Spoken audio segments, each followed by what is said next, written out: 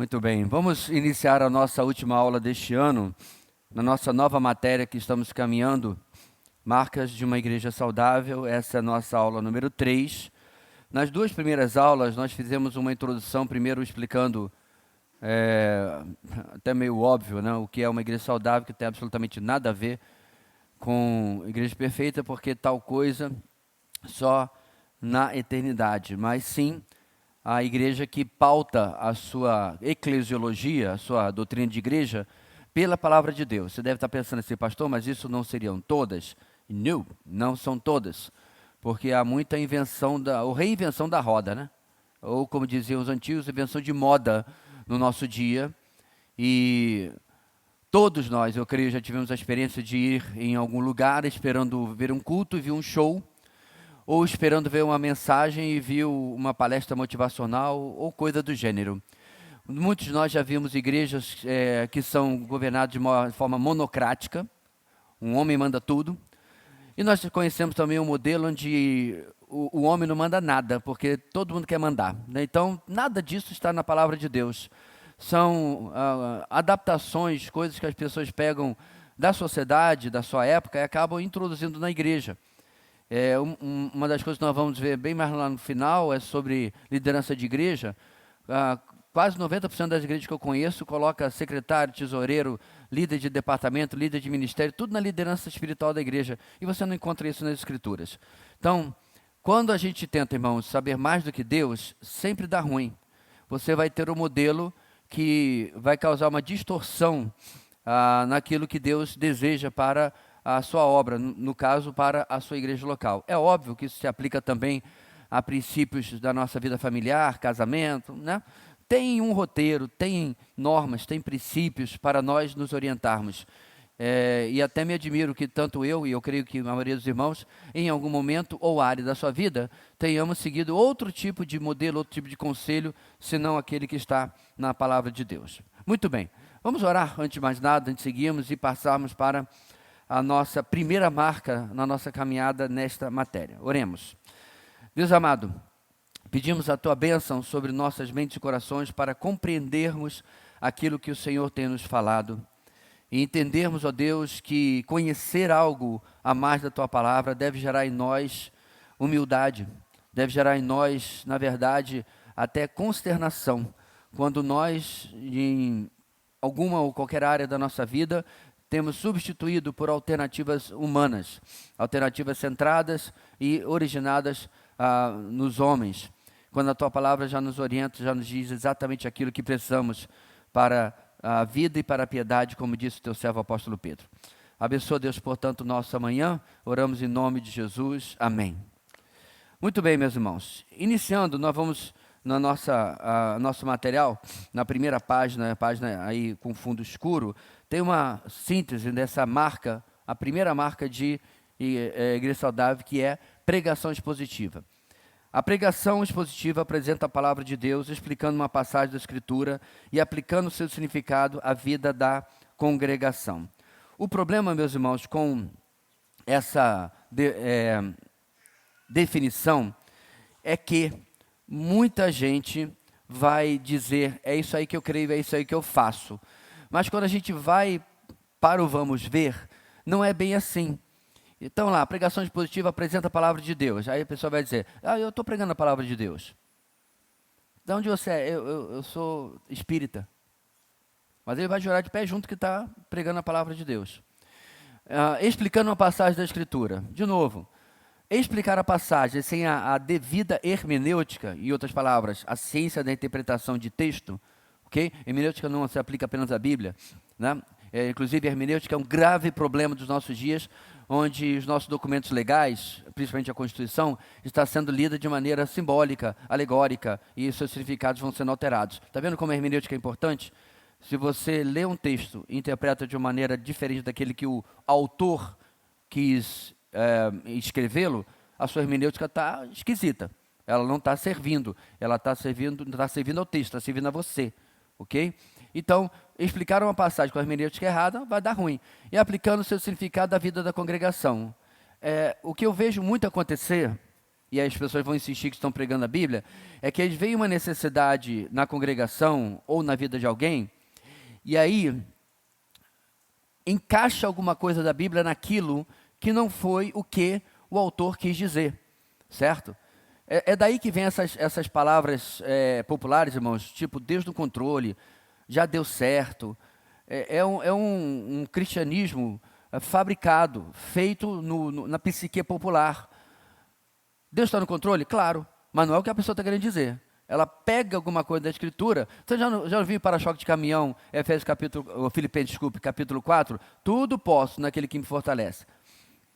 O cara acha que é um Superman, ele, né? Agora eu vou conseguir e tal. Aí você pega o cara e diz para ele que ele também tem que poder todas as coisas quando não tiver nada. Porque é o que o texto diz. Aprendi a viver bem em toda e qualquer situação. Não é o que Paulo fala? Sem ter fartura, sem passar fome. Pronto. Mas aí quando você explica isso para a pessoa, diz, né, não era bem isso que eu estava pensando, não. Por quê? Uma hermenêutica tosca. Então, essa frase, irmãos, ela vai ter que ser explicada ao longo da nossa lição, porque ela pode ser mal compreendida. Eu queria dar uma resinha, e lá na página 9, onde nós temos a lista das marcas que vamos ver, o nosso autor, ele tem o seguinte, a seguinte colocação. Cabe ressaltar também que há uma sequência lógica entre as marcas.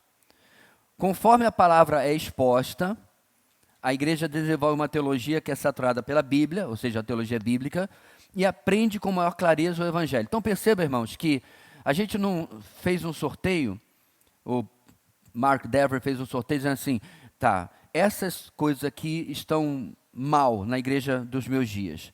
Então vamos voltar para a Bíblia e falar sobre essas coisas. Do que eu vou falar primeiro? Ele não sorteou. Obviamente, isso aí pode ser discutido, porque isso aqui não é Bíblia, mas eu quero mostrar para vocês, irmãos, que 90% dos problemas de uma igreja começam neste imóvel aqui. Eu posso lhes assegurar, 90%. Quando a voz que sai deste imóvel, independente de quem seja a pessoa, semana após semana, aí você vai criando uma massa crítica, né? Ensina besteira, asneira, coisa rasa. Você acha que isso não tem impacto na vida das pessoas? Especialmente em um mundo atual, irmãos, em que, infelizmente ainda, há distorções sobre a visão da figura do pregador, do pastor, do presbítero, pouco importa. Ou ele é uma pessoa extremamente desprezada quanto ao que pode apresentar e tal, né?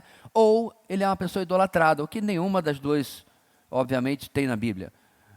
Então, meu ponto, meus irmãos, é que a pregação, ela não é, de maneira nenhuma, mais uma coisa na igreja. Na verdade, a reforma voltou as Escrituras para o centro do culto.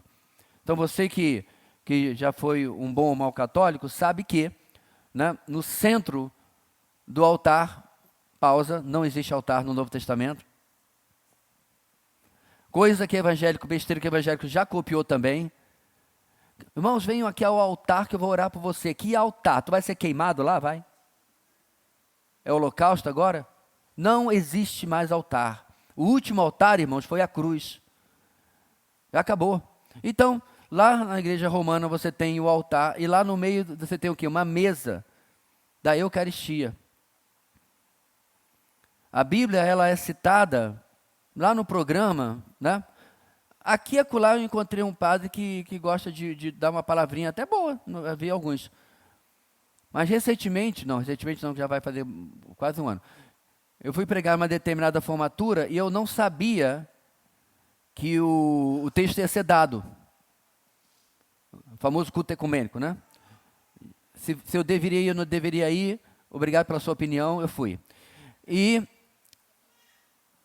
o responsável pela casa falou, uma professora espírita falou, para todo mundo ter representação, e eu fui o último. Aí que eu percebi que os dois falaram do mesmo texto. Mas, meus amigos, não falaram lé com cré.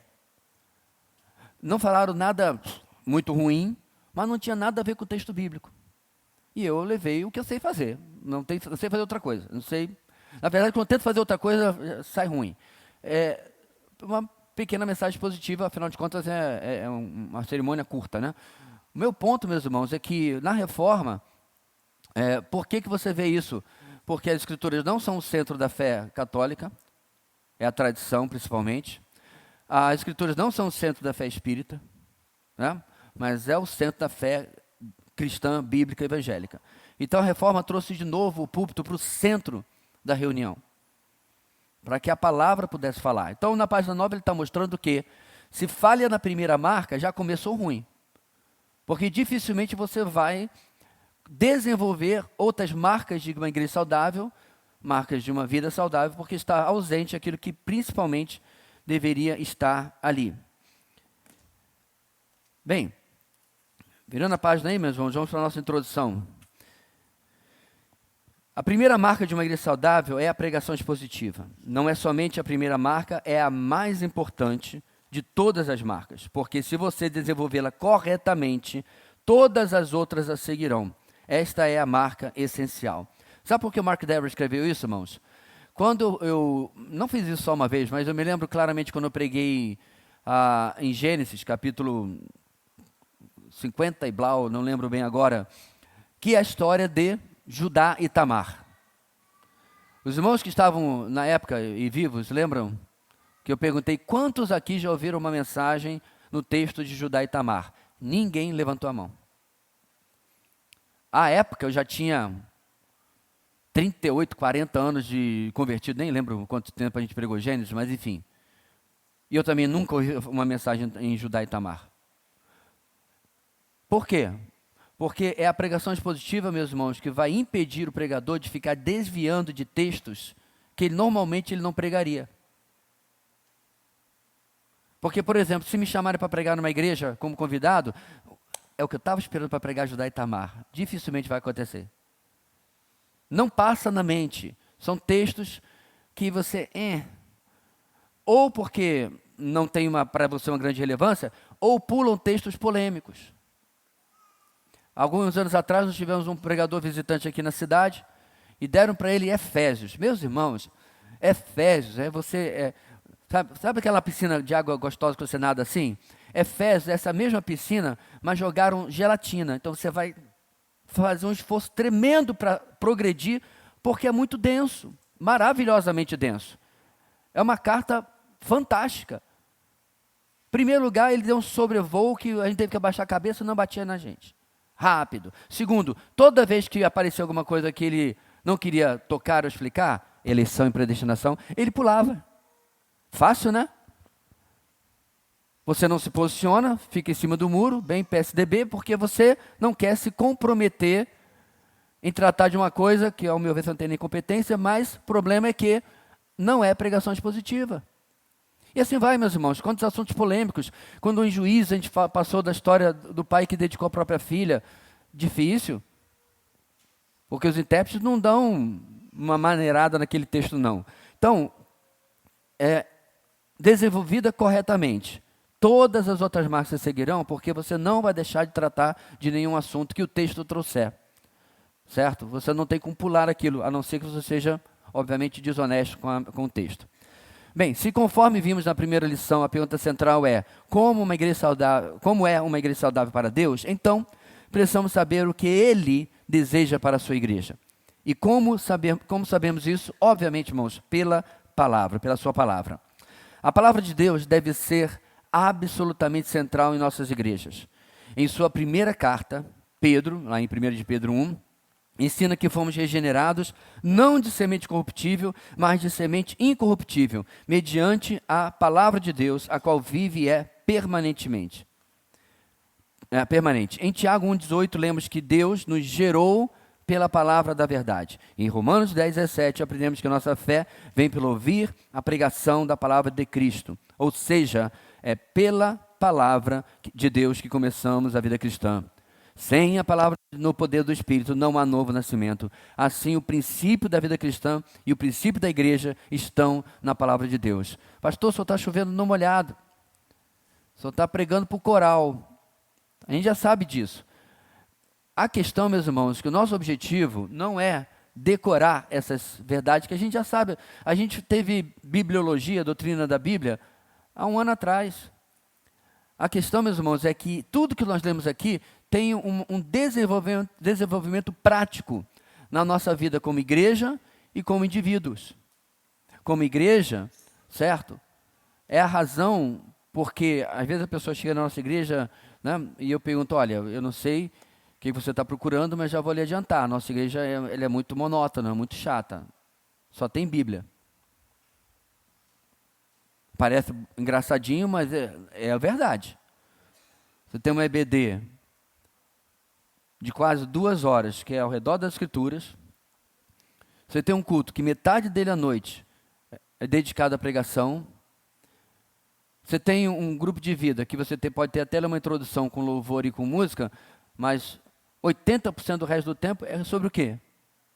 De novo, voltando para a palavra.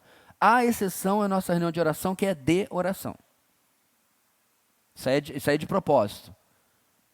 Está no nome, né? Reunião de oração. Aí você passa 40 minutos com o estudo bíblico e ora 20. Eu cresci assim. Mas a exceção desta reunião, irmãos, nós temos focado nisso há muito tempo. Só que, e aí vai de novo, irmãos, a minha reclamação. Parece-me que às vezes a gente fica enjoado de boa dieta. Eu não sei vocês, mas eu tenho ultimamente me enjoado de algumas comidas. Frango, por exemplo. Estou muito mais... Já comi demais. Isso me lembra quando eu cheguei aqui e descobri o cupuaçu. Eu vi um canto de anjo, meus olhos brilharam. Que fruta é essa onde ela estava toda a minha vida? Hoje eu não suporto. Tomei tanto, era suco de cupuaçu, frappé de cupuaçu, cupuaçu assado, frito, cozido, era tudo quanto é jeito. Enjoei. Agora, enjoar de uma comida, tudo bem. Mas quando nós não temos, ou podemos perceber, um declínio no nosso apreço, na nossa dedicação ao tempo com as Escrituras, um alerta, no mínimo amarelo, devia soar. Pastor, mas o senhor está tirando isso da onde? Eu não vou pedir que você levante a mão. Quando você não vem ao culto por algum motivo, espero, justificável, doença, viagem, trabalho, fora isso é preguiça. Você não veio. Você fica ansioso na segunda-feira para assistir a mensagem, para você não perder a ordem e continuar ouvindo o que Deus está falando da sua igreja? Esses são sinais, meus irmãos, de que não temos mais entendido o valor que é a palavra. Não é a pregação do pastor da igreja, a palavra na nossa igreja, na nossa vida. Nosso devocional, aí você pode fazer a sua própria análise pessoal. E eu nem vou começar a falar muito sobre nossas conferências, porque senão eu fico triste. A gente tem que insistir, a gente tem que falar, a gente tem que propagandear e mostrar.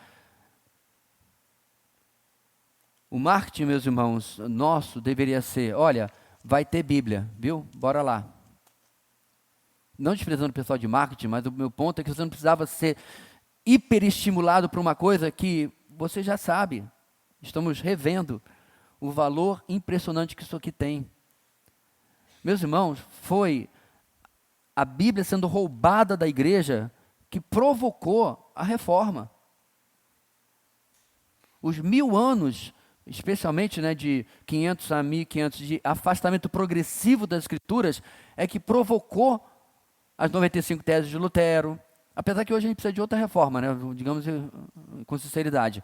Mas a gente entende, irmãos, o perigo que isso é. Eu vi um vídeo outro dia mostrando as igrejas históricas, igrejas de 150, 200 anos na Inglaterra, transformadas em... tem um que virou até um mega Airbnb, né? Tipo um hostels, né? Um hotelzinho assim, tal, uma hospedaria, e tem danceteria, tem o que você pensar. Igrejas que um dia a Escritura foi pregada.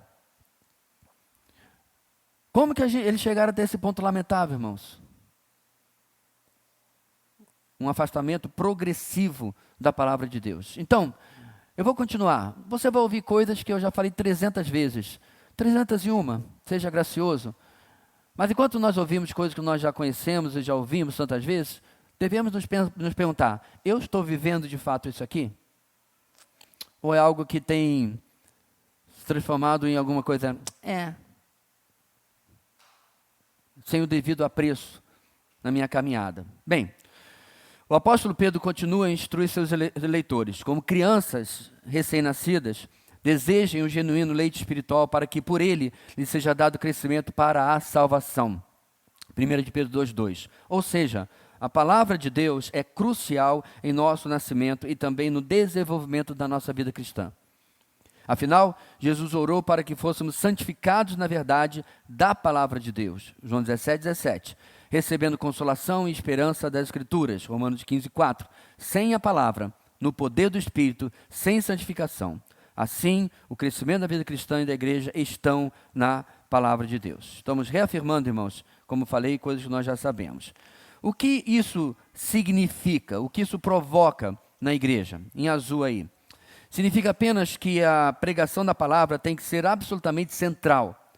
Não deve causar surpresa ouvir que pregação correta e expositiva da palavra é a fonte de crescimento da igreja.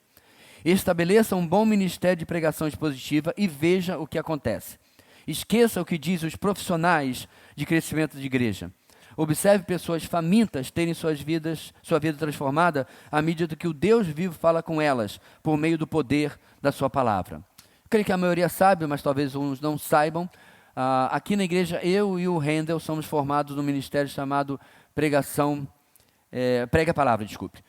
E hoje, 12, 13, nem lembro de quantos irmãos da nossa igreja estão fazendo a nova turma do Prega a Palavra.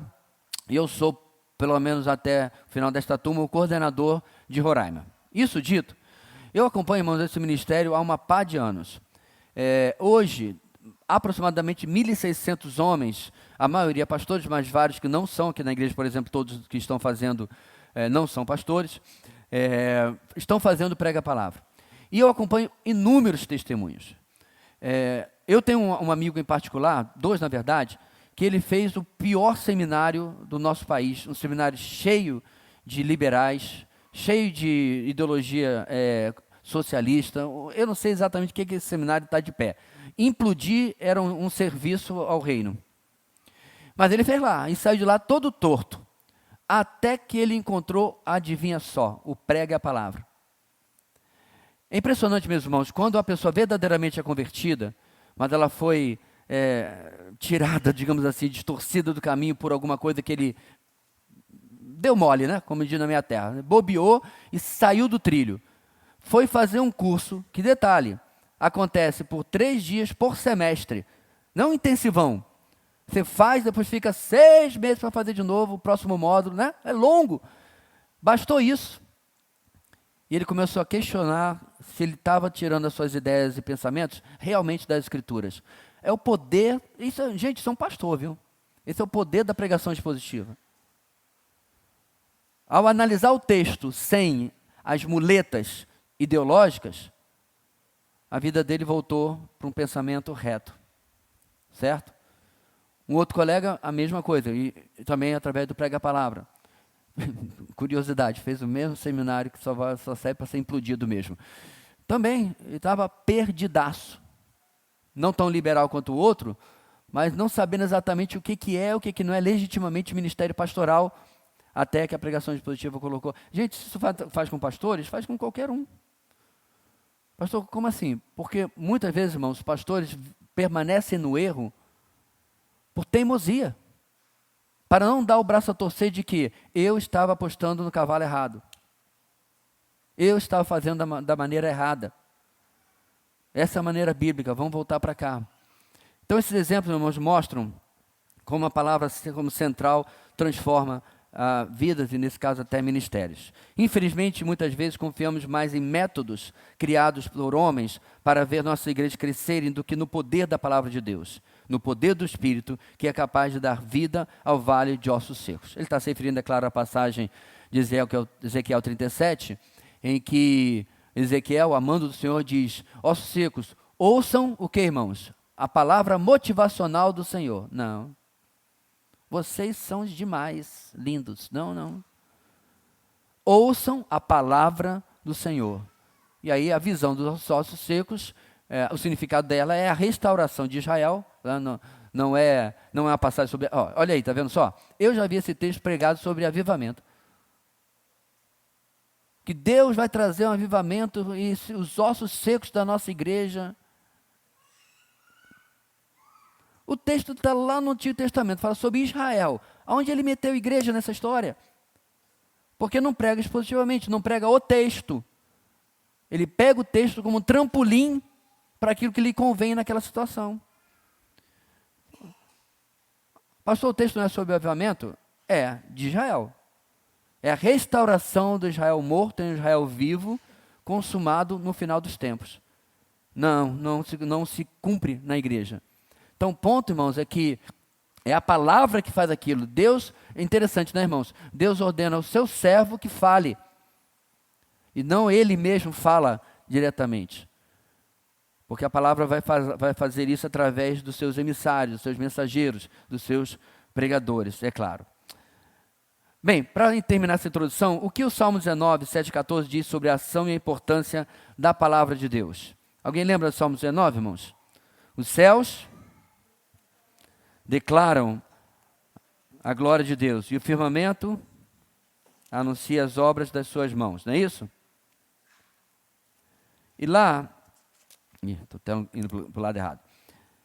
E lá, logo depois de falar da revelação geral, que é a natureza, olha o que o Salmo 19 fala. Aí, como ele está colocando aqui a parte do versículo 7. A lei do Senhor é muito boa. Não é isso que está aí. A lei do Senhor é perfeita. Revigora a alma. Cancela a tua terapia.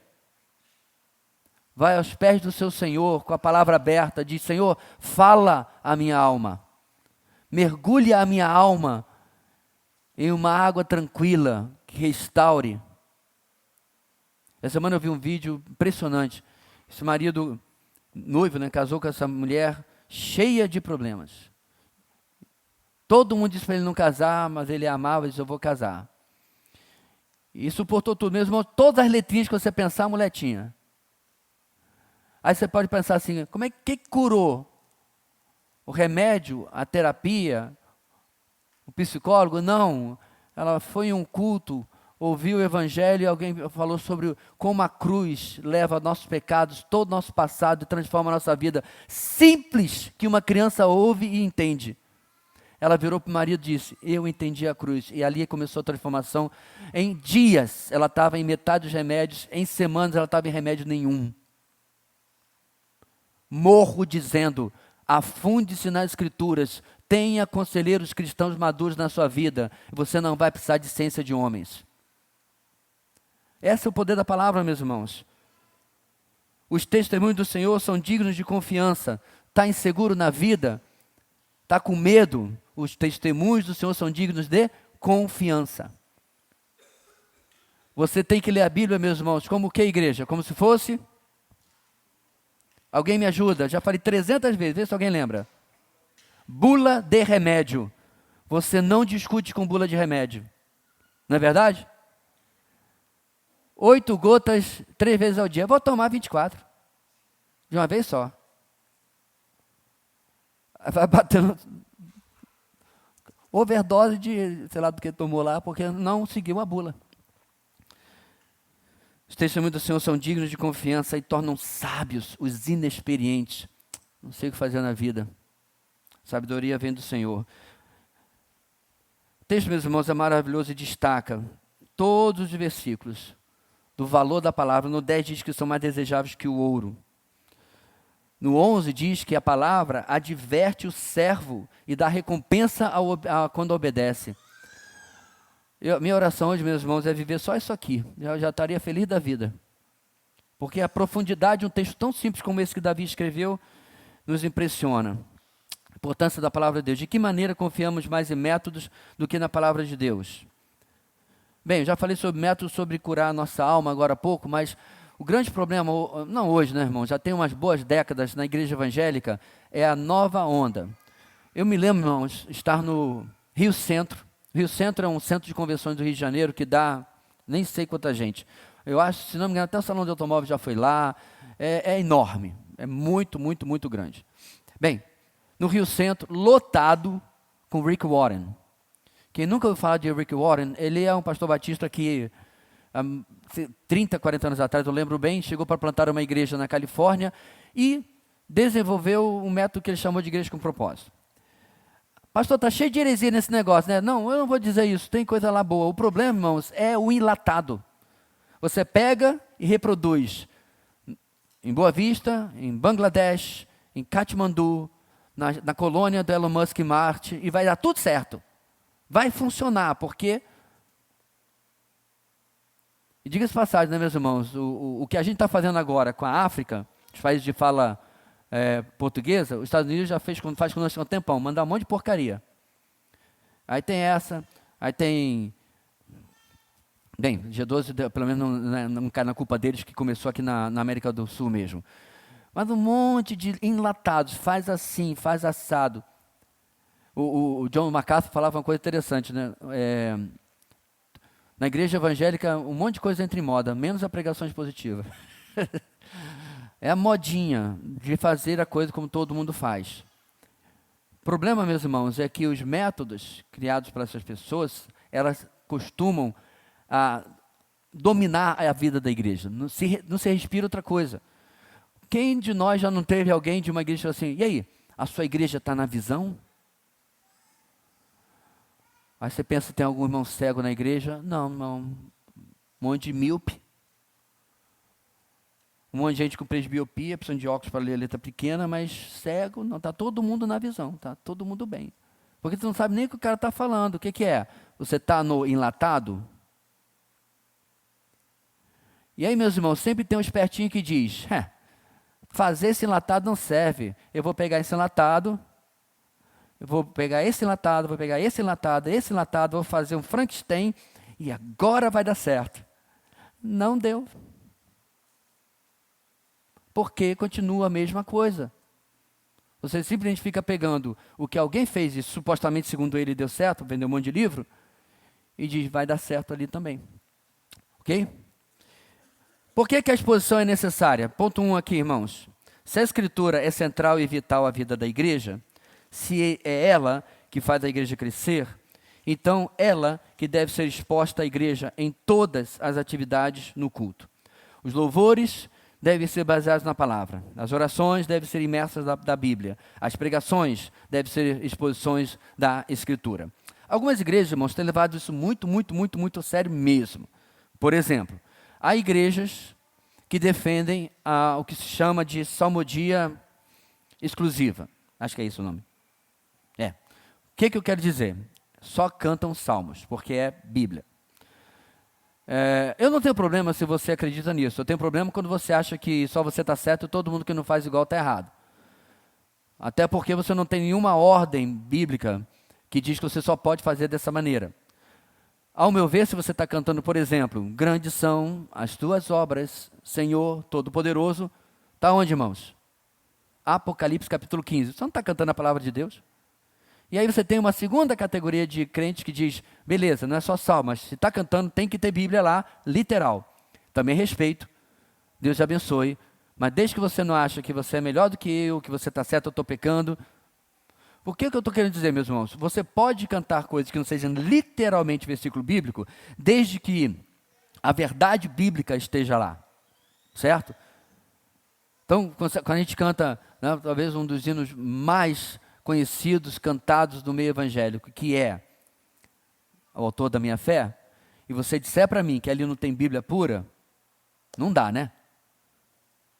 Então, a Bíblia tem que estar presente, os ensinamentos bíblicos, no que se canta. E no que se ora, também. Você não precisa ficar orando só versículo bíblico, mas sua oração tem que estar baseada no seu conhecimento bíblico. Caso contrário, você vai orar coisas que não fazem nem sentido, ou vai orar coisas que não tem nenhuma possibilidade de Deus ouvir, porque está contrário àquilo que a palavra de Deus fala. Quando a nossa oração, nosso louvor, nossa mensagem é firmada na palavra de Deus, tudo se transforma em maneira, o meio de ensino para a congregação. Ok? A igreja é edificada com a palavra de Deus e não com a opinião de homens. Aliás, o Senhor alerta seu povo a não dar ouvidos àqueles que trazem mensagem de próprio coração e não o que vem da boca do Senhor, Jeremias 23, 16. Assim, os púlpitos devem transbordar da verdade bíblica, devem expor o que Deus revelou nas Sagradas Letras, que pode tornar as pessoas sábias para a salvação pela fé em Cristo Jesus, que é o que Paulo escreve a Timóteo, 2 Timóteo 3,15. Mas então, o que é uma pregação expositiva? Certamente, muitas definições já foram dadas, porém, nosso autor, Mark Dever, nos oferece uma definição simples, abrangente e útil. Olha lá, irmãos. Acho que está... O que é a pregação? A pregação expositiva é o tipo de pregação que, em termos bem simples, expõe a palavra de Deus. Ela toma determinada passagem da Escritura, explica e, em seguida, aplica o significado da passagem à vida da congregação. Então, vamos lá, irmãos, naqueles quadradinhos lá. O ponto principal da passagem bíblica, então, o autor escreveu com um objetivo, ok? Semana passada eu expliquei para vocês que o objetivo do texto não era falar sobre jejum. Os discípulos de João interpelam a Jesus, dizendo: por que nós, os fariseus, jejuamos e o Senhor e os seus discípulos não jejuam? Então, se você pegar o texto e ficar jejum, jejum, jejum, jejum, jejum, jejum, você não vai entender o texto. O jejum é o pano de fundo, é o que causou o questionamento. Agora, por que ele está acontecendo? E a resposta está mais adiante, quando Jesus fala sobre vinho novo em odres velhos, né, ou bolsas, né, sacolas de couro velho, remendo novo em pano velho, ok? Ele está falando que vocês estão vivendo uma velha religiosidade, eu estou vivendo a nova espiritualidade. Vocês estão apegados a costumes que acham que vão determinar. E no caso do problema que eles tinham em mãos era o quê? João Batista estava preso. Uma mudança, e é o que vocês devem se concentrar. Eu estou preocupado em alcançar os perdidos. Por quê? Porque logo antes ele tinha dito que ele veio para os que são doentes, como médico. Então você vê, meus irmãos, a pregação expositiva, ela pega o ponto principal porque ela acompanha o raciocínio do autor. E aí, o ponto principal da pregação expositiva vem do ponto principal da mensagem. E, finalmente, aplica a vida da congregação. Então, eu poderia falar 30 minutos sobre jejum semana passada, sim, mas eu não estaria pregando o texto. E eu já vi isso acontecer. A pessoa pega, a palavra jejum passa voando, né, no texto. Não tem nada a ver, foi só mencionado. E aí a pessoa faz uma mensagem sobre jejum. E eu falei semana passada, irmãos, que nós temos 8 a 10 ocorrências da palavra, do verbo, no Novo Testamento todinho. E só uma é instrutiva. E diz que quando você jejuar, né? Mulheres, pentei o cabelo, maquei o rosto, tá? Põe um adereço e tal. Esteja festiva. Homens, faz a barba, lava o rosto, né? Pentei o seu cabelo. Esteja bem. Qual é a única regra, meus irmãos, que a Bíblia traz sobre jejum? Não fala sobre dias, não fala sobre... Pastor, posso só comer brócolis? Não sei. A Bíblia não fala nada sobre isso. Mas aí o pessoal fica... Quantos dias é o jejum? Já me perguntaram que Deus aceita. Dá vontade de dizer 100. Vou pregar no teu velório, pelo menos é menos um para ficar perguntando besteira. Eu lá sei, a Bíblia não diz, irmãos, não tem. Porque o pessoal gosta sempre daquilo que a Bíblia não tem. Mas a Bíblia tem uma informação que ninguém saiba. Então, John, tá brabo hoje, sabe, irmão? Quase 20 horas de jejum. Mas Deus é bom. Tão espiritual. Né? Tão espiritual. Você jejua, João? Não? Fariseu todo. É só isso que o texto fala. Então nos preocupamos com o que, irmãos? Por que Mateus colocou aquele texto naquele lugar? Eu já expliquei, meus irmãos, que os evangelhos, tirando nascimento no começo, morte e ressurreição no final, ok? E alguns outros pontos fixos, é claro, como a última semana de vida de Jesus, o resto é móvel. Os evangelistas mudam de lugar porque o objetivo não é biografia, é uma mensagem. E Mateus está escrevendo uma mensagem. Inclusive, ele tira coisas, ou deixa de colocar coisas que Marcos e Lucas colocam. E ele coloca coisas que Marcos e Lucas não colocou. porque servia ao seu propósito de mostrar Jesus do jeito que ele está escrevendo. Irmãos, a pregação expositiva, ela é trabalhosa, mas nesse ponto ela é muito mais fácil. Todos os irmãos aqui que pregam, preste atenção, a mensagem já está no texto. O suor e lágrimas é até descobrir isso. Até esse ponto, meus irmãos, eu vou andando em passo glacial. Já viu lá no polo, como é que é? Os glaciers vão bem devagarinho, certo? Mas quando eu descubro o ponto do texto, confirmo se é aquilo mesmo, e minha ideia geral já está pronta ali, aí é corredeira. É bem mais rápido, bem mais fácil. Entre aspas, está muito trabalhoso ainda, mas você me entendeu, né? Agora, quando o cara vai inventar as coisas da sua própria cabeça, eu admiro o camarada, viu? Porque ele tem que ter muita criatividade para ficar inventando cada domingo, uma coisa diferente, para poder surpreender as pessoas ou de repente achar relevante aquilo que está falando, tocar o último assunto do jornal ou dos acontecimentos e assim por diante. Bem, normalmente a pregação expositiva é contrastada com a pregação temática. Na mensagem temática, o pregador escolhe o que vai falar, depois pensa no texto que se encaixa nesse objetivo. O perigo desse tipo de abordagem é que pode impor uma ideia ao texto, em vez de deixar o texto bíblico com toda a sua riqueza e beleza ditar a mensagem do sermão. Então, por exemplo, né, tudo posso naquele que me fortalece. Se eu pregar só no versículo 13, irmãos, a mensagem vai ser rasa e corre um sério risco de sair do objetivo de Paulo. Por exemplo, né, a vida vitoriosa do cristão. Título legal, né? Quem não quer um título desse? Tudo posso naquele que me fortalece. Aí o camarada fica falando um tempão sobre vitórias, né, lutas e tal. As respostas desse versículo estão no texto. É só ler, é só caminhar em Efésios capítulo 4, parte, né, a perícope, ou seja, o trecho ao redor desse texto. Tão fácil. Estava lá no Rio de Janeiro há muitos e muitos anos atrás. Eu sei que a pessoa que me convidou vai rir, porque vai lembrar desse evento. Ele acompanha nossas aulas. Fui nessa igreja. Estava lá visitando meus pais, né? Fui nessa igreja. E aí o pregador pregou em 1 Coríntios capítulo 13. O que tem em 1 Coríntios capítulo 13, irmãos? Capítulo do amor, exatamente. Ainda que eu fale a língua dos anjos, dos homens, não tem amor, blá, blá, blá. E aí, ouvi, saímos e tal. Ele falou alguma besteira? Ele falou alguma heresia? Não, realmente não falou. Para um pastor de uma igreja neopentecostal, ele falou até coisas muito interessantes, você tem que amar, tem que fazer isso, tem que fazer aquilo, tá? Uma maravilha e tal. Só que eu expliquei, porque foi me perguntado depois, o que eu achei da mensagem. Eu evitei falar, mas diante da insistência eu falei, olha, o que ele falou lá, ele poderia ter lido Carlos Drummond e ter falado as mesmas coisas. Qualquer poema de Carlos Drummond sobre amor, ele poderia ter falado as mesmas coisas. Porque apesar, meus irmãos, de você ver amor, amor, amor, amor, em 1 capítulo 13, você parou para pensar que o capítulo 12 fala sobre a diversidade, a unidade na diversidade dos dons da igreja, certo? E o capítulo 14 vai de novo tomar o assunto de dons.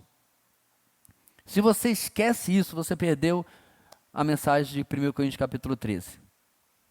Aí você vai falar só sobre mais repetidas figuras de sacrifício. Repetidas figuras de significado de realmente amor. A aplicação do amor de 1 Coríntios capítulo 13, irmãos, não é o seu casamento. Pastor, mas o pastor pregou essa mensagem no meu casamento. Sinto muito.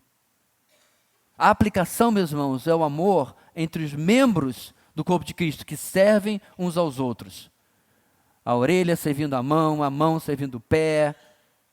A última vez que você tirou bicho de pé, não foi com a sua mão? Não foi, não? Tem que ir lá, você precisa da mão para ela. Mas você pôde fazer isso porque seus pés levaram até lá. Paulo fala isso, simples. E fala que o grande problema para ver a unidade na diversidade é a falta de amor. O grande problema porque os dons estavam todos bagunçados em Corinto, era a falta de amor. Claro, você pode pegar esse texto e depois fazer outras aplicações, mas diga o que Paulo está querendo dizer. Principalmente essa é a necessidade na pregação. Bem, onde eu parei mesmo? Então falando sobre a mensagem temática, né?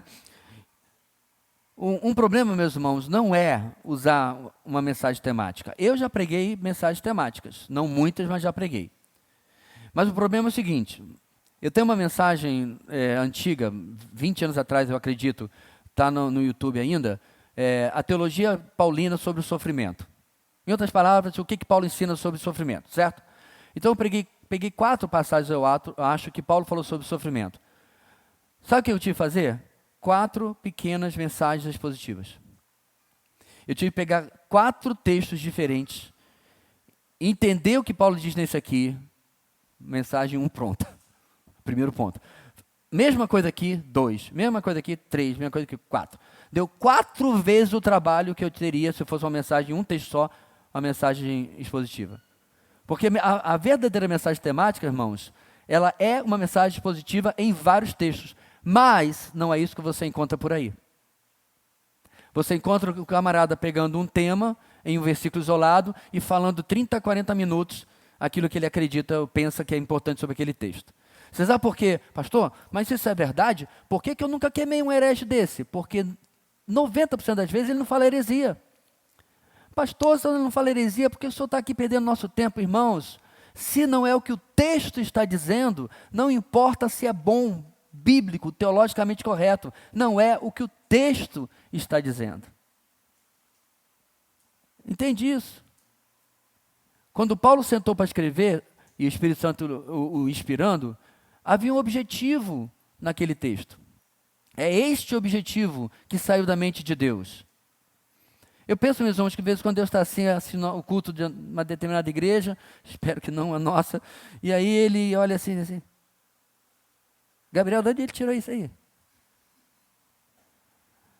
Tá até bonitinho, mas não é isso que eu falei para Pedro escrever. Não é isso que o Espírito Santo, o meu Espírito, inspirou a Davi. Da onde ele tirou isso? E o grande problema é, se não fala besteira, a maioria dos crentes acha que, nossa, que mensagem abençoada. Por quê? Ok. Arrupiou. Parece que Deus estava falando só comigo. Esses tipos de coisa que o pessoal transforma o culto, né, como se fosse um holofote, né, só para um indivíduo. Não é o que o texto está dizendo, precisa ser colocado em xeque. Bem, não que se o sermão não for expositivo, a mensagem não será bíblica. É possível pregar um conteúdo verdadeiro em um sermão temático. Porém, o teor do sermão estará sempre limitado por aquilo que o mensageiro já sabe.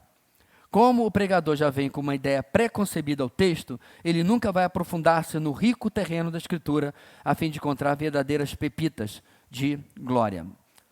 Outro perigo, e este mais grave, é que o texto bíblico funcione só como um trampolim para que o mensageiro fale o que bem entender. Muitas vezes até alegorizando o texto, em vez de explicar seu sentido claro. Sendo assim, é essencial para a saúde e segurança da igreja que a dieta normal do púlpito seja de mensagens expositivas. O exemplo mais bobo, infelizmente real, que eu conheço, são as 5 pedrinhas de Davi. Já ouviu essas mensagens? O pregador chega lá, lê o texto de Davi e Golias, e aí ele fica apenas no fato lá de que Davi foi até um igarapé que tinha lá perto, né? Já é a versão roraimense. Lá no igarapé ele pegou 3 seixos. Pegou 3 pedrinhas, são 5 pedrinhas, perdão. E aí o camarada diz assim, vai contar, né, o que está acontecendo ali, o que está rolando, que Davi está indo contra um gigante de 2,45 metros aproximadamente e tal. E aí Davi pegou a primeira pedra, que era a pedra da coragem. Irmão, você tem tido coragem para servir a Deus? Quando você prega o evangelho, você fica com medo das pessoas? Lembre-se que Deus falou para Josué, tenha coragem. Eu falei alguma besteira até agora? Nenhuma. Você tem que ter coragem, tem que pregar o evangelho com coragem. Deus realmente falou para Josué, tenha coragem. Tudo certinho. Mas você acha realmente que Davi estava pensando nisso quando foi até aquele igarapé pegar os 5 seixos? Aí tem a segunda pedra que é da perseverança, a terceira... A última tem que ser do dízimo, né? Porque senão... Não... E a quinta pedra, a pedra do dízimo. Inclusive foi essa que acertou a cabeça. Eu brinco, irmão, mas é porque, senão eu choro, porque isso é real. Há uns anos atrás teve um culto da, dos pastores, né? Do dia do pastor, que eu acho que é o segundo domingo de junho, eu nem sei que dia é direito. Aí teve no sábado um culto da convenção e chamaram um cara que não era pastor, né? Porque os pastores estavam sendo homenageados. Um monte de gente da igreja tirou foto comigo porque eu estava de gravata. Engraçadinhos. Porque não me conhecia do seminário, né, amor? Eu vivia de gravata lá, né? Por causa do clima, né? Aqui ainda não. E aí ele pregou, irmãos, fruto do Espírito. Alguém estava lá nessa época? Nesse culto? Então, irmãos, o amor no fruto do Espírito nos lembra o morango. Eu queria estar inventando. Eu só lembro do morango do amor. Ixi. O resto das frutas que ele colocou com cada parte do fruto do Espírito, irmãos, e eu ouvindo aquilo, é pegadinha? Deve ser pegadinha. Daqui a pouco ele vai dizer, vocês pensaram que essa era a mensagem de verdade, né? Não, vamos ver aqui o que Paulo diz sobre a obra da carne, fruto do Espírito, vamos falar do que está acontecendo em Gálatas, ou na Galácia. Não, aquela era a mensagem. Por quê? Porque não prega expositivamente. Já preguei Gálatas, lembra? Não tem nada a ver com morango. Eu nem sei se tinha morango na Judéia do primeiro século. Sei lá, tinha tâmaras, e muita, mas morango, acho que não. Ele devia ter colocado tâmaras no meio, porque tem muito em Israel, mas morango, não sei.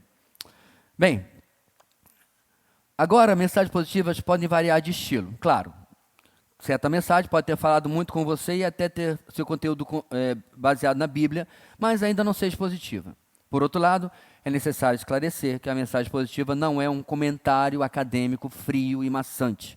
Afinal, para ser expositiva, a pregação deve buscar aplicar a mensagem do texto bíblico ao coração da congregação. Então, irmãos, é claro, nós temos o hábito de pregar com muitos outros, um título do livro inteiro, a grande ideia, que antigamente chamava-se proposição, mas mudou-se para grande ideia, que é uma frase para você entender aonde a gente está querendo chegar. E eu gosto de pregar com divisão em pontos. 1, 2, 3, 4, quantos aquilo eu entender o que o texto está sendo dividido. Mas nem todo mundo faz assim. Eu tenho bons amigos, ótimos expositores, que caminham no texto sem destacar a grande ideia, ou esse ponto, ou aquele ponto. Ok. O método de você pregou um ponto, aplicou. Pregou outro ponto e aplicou. O método de pregar tudo e fazer as maiores aplicações no final. Essas diferenças, essas pouco importa. Isso vai muito mais do gosto do freguês, né, e do gosto de quem está pregando, do que qualquer outra coisa, desde que seja uma pregação expositiva, é claro. Aí sim vai ser colocado da maneira correta. Ele destacou aqui também, irmãos, que não pode ser um comentário acadêmico, etc., chato, metódico, né? É verdade. A gente consulta teologia, consulta comentários, mas ficar 15, 20 minutos explicando detalhes do texto, daqui a pouco já está para o PowerPoint. Né? Então, porque aí o grego, aí tirou o iota, aí veio o capa, não faz sentido. E se eu estivesse pregando em um seminário, o pessoal ia ficar, uau, legal, gostei, esse daí e tal. Na igreja, meus irmãos, não é o lugar. Você pode mencionar determinados aspectos técnicos do texto para esclarecer o porquê. Eu já fiz isso, por exemplo, com textos difíceis. Textos que, por causa das cópias e diferenças pequenas nas cópias, você pode entender de uma maneira ou pode entender de outra. Então, para ninguém me acusar dizendo assim, pastor, tem um problema nesse texto, o senhor nem falou nada, né? Então, a gente explica brevemente, não transformando em uma aula aquilo que a gente está fazendo, ok? Exposições também não significam necessariamente sermões longos ou que seguem certa metodologia. Como eu falei, pode variar. Não são essas coisas que conferem piedade à igreja, mas ser impactada e conformar-se com a palavra de Deus. Uma mensagem devocional de 15 minutos pode ser expositiva se transmitir e aplicar o que o texto bíblico ensina. O tempo e o método de um sermão variaram grandemente durante a história da igreja e dependem de inúmeros fatores culturais, eclesiásticos e pessoais. Então, se eu estou, por exemplo, em um ar livre, lembra, irmãos, do ar livre, que a gente fazia nas praças e tal, eu não vou pregar um sermão expositivo de 1 hora. É óbvio. Né? Eu preguei em uma comunidade na Santa Catarina, que ela tinha uma horta, comunitária, né? Todo mundo colaborava, tinha uma escala, uma coisa bem legal, e comia da horta, né? Uma horta bem grande, com, sei lá, 20, 30 espécies diferentes. Uma iniciativa fantástica, iniciada pelo pastor da igreja. Ele pegou o terreno vazio, pediu autorização lá a quem dizia e começou aquilo como uma forma de integração com a comunidade. Legal. Aí ele me convidou para pregar no ar livre. Isso é 1900 e... A gente casou em 94, né? 91, eu acho. 1991, estava no meu primeiro ano. Eu preguei a mensagem na passagem dos solos. O semeador saiu a semear, etc, etc, né? 20 minutos. É um ar livre. Não cabe. O pregador tem que conhecer aonde está, né? Qual é o objetivo ali.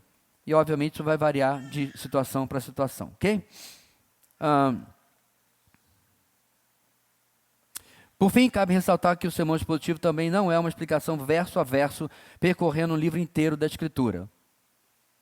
E, pastor, perceba, ele está dizendo, irmãos, que quem diz só pode ser assim, está caindo no mesmo problema que a gente está tentando combater.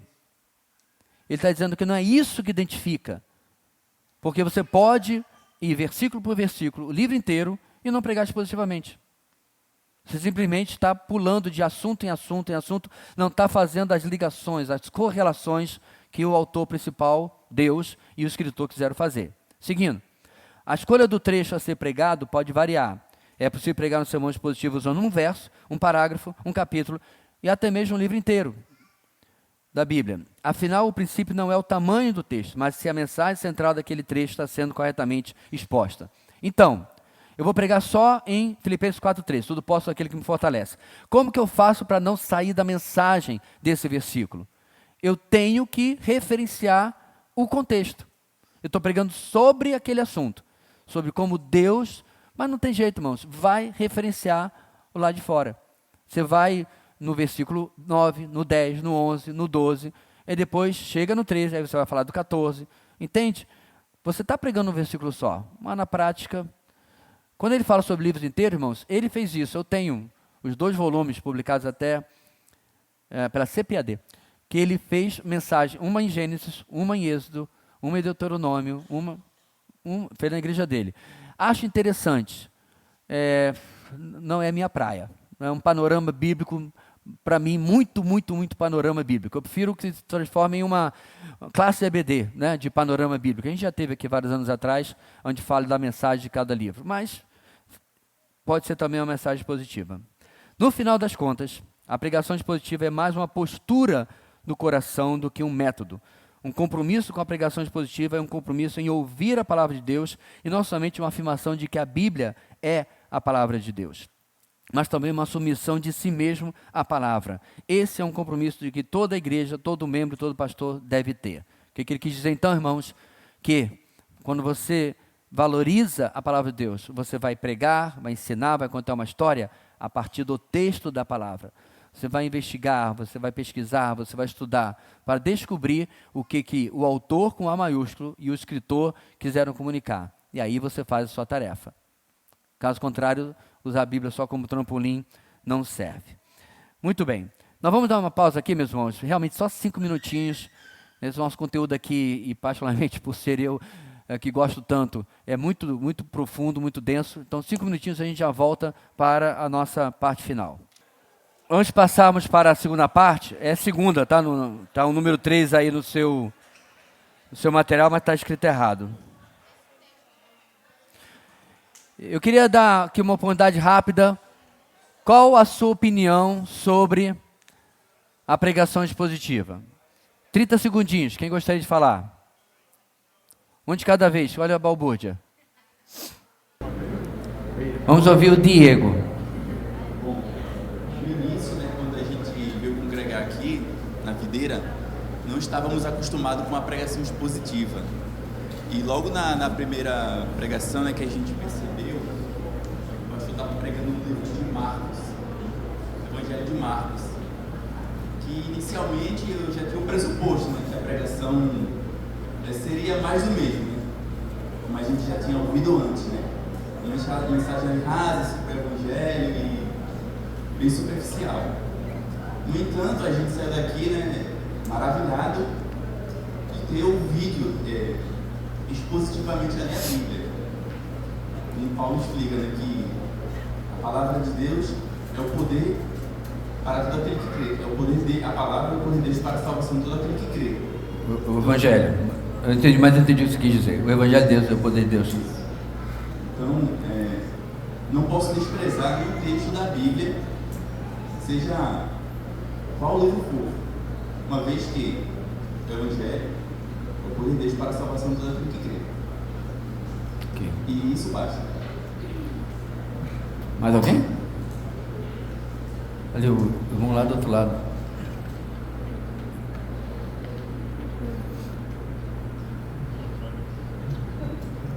Pastor,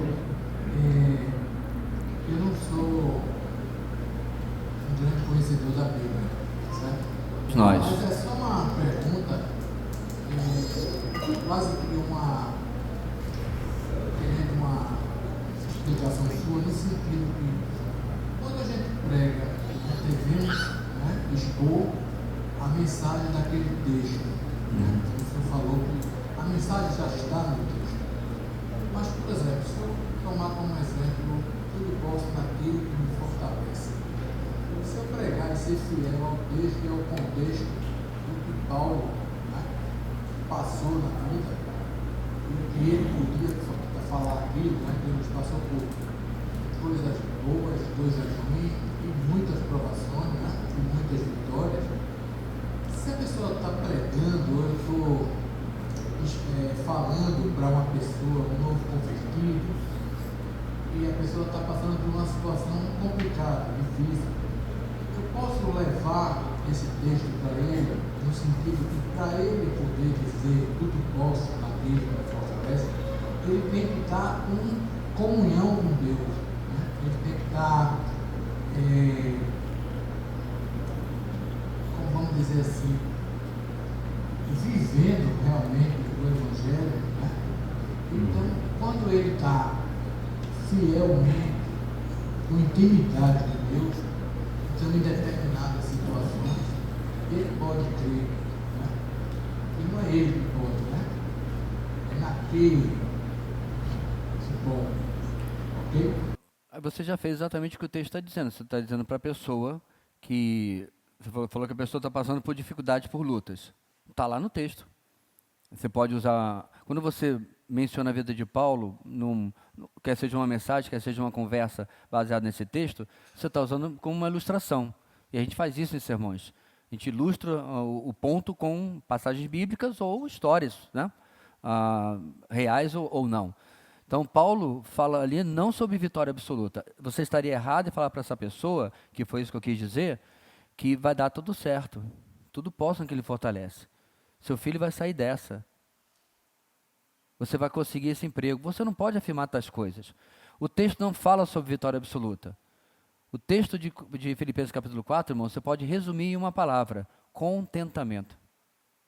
Essa é a mensagem de Filipenses capítulo 4. Eu posso tudo, inclusive passar fome. Mas ninguém gosta dessa mensagem, né? Não vem de livro. Ninguém faz musiquinha. Então, quando a gente está aconselhando uma pessoa, eu não posso garantir a ela que vai dar certo. Eu já tive, infelizmente, aconselhamentos com especialmente descrentes, né? Em que queriam uma mágica no seu casamento. E eu falei para eles: olha, eu não posso garantir a você que seu casamento vai ser restaurado, porque isso depende de diversos fatores. E o primeiro é, vocês dois precisam conhecer a Cristo. Se um conhecer, já está meio caminho andado, né? Já pode ajudar bastante. Mas 2 pecadores tentando resolver um casamento que os problemas são espirituais, não vai dar certo nunca. 2 pecadores não regenerados. Então, eu falei que eu dei esperança que é possível restaurar, mas falei da única coisa que eu posso. Quer ver só, irmãos? É mais ou menos, não tenho prata nem ouro, mas o que eu tenho, isso lhe dou. Em nome de Jesus, levanta. Os apóstolos puderam curar aquele homem por causa da autoridade revestida a eles, certo? Pelo Senhor Jesus. Mas eles falaram: eu não tenho mais nada do que isso. Hoje, meus irmãos, a igreja, em vez de falar, só tenho prata, só tenho ouro, então não posso lhe dar o que você precisa, que é o Evangelho. Eu só tenho palavras de autoafirmação e motivação. E não é isso que a pessoa precisa. A pessoa precisa, muitas vezes, de um choque de realidade, né? Essa semana eu vi a pessoa, mais uma vez, usando o nome de Jesus em vão, dizendo, não, mas vai dar certo, não, como é que ela falou? Em nome de Jesus não vai ser assim.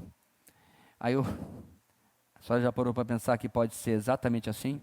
Em nome de Jesus?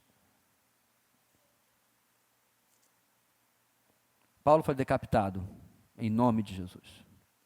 Pedro foi crucificado, em nome de Jesus. Essa ideia de em nome de Jesus, ou tudo pode, que é sempre dizendo vai dar certo, é que não é bíblica e não pode ser tirado desse versículo aí. Mas o que o irmão falou está certo. É aconselhar a pessoa que seus problemas podem ser solucionados, ela confiando no Senhor. Solucionado significa que vai acontecer do jeito dela, né? De vez em quando, irmãos, e acontece, claro, né, com nossas vidas também, nos grupos que eu participo, a gente olha, ore pelo fulano, grupo de pastores, ore pelo pastor fulano, ele teve um acidente grave, está internado. E a gente acompanha, daqui a pouco passou dias, semanas, né? Irmãos, eu quero comunicar que Deus respondeu às nossas orações, Ele recolheu o seu servo. Eu acho isso fantástico, irmãos. O fraseado, me refiro, né? Deus respondeu às nossas orações.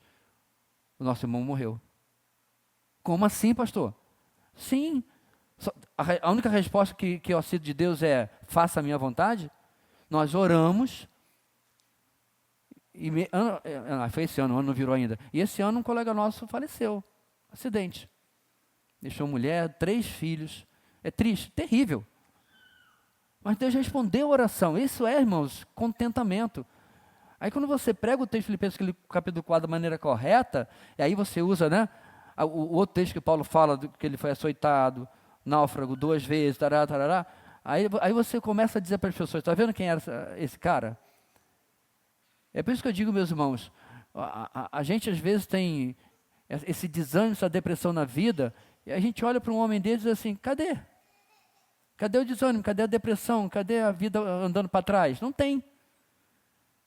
E a gente não tem 1/10 dos problemas dele. É por causa da confiança que o irmão falou e que a pessoa agora precisa ter também, independente do desenvolvimento do que ela está passando, né? No nosso discuta aí, irmãos, nós temos agora uma pequena caminhada, a gente vai rapidinho, menos 5 minutos na verdade, em 2 Timóteo 3,16, que é o texto de toda a Escritura inspirada, né? Primeira pergunta, de onde procede a Escritura? O texto diz, toda a Escritura é inspirada por Deus.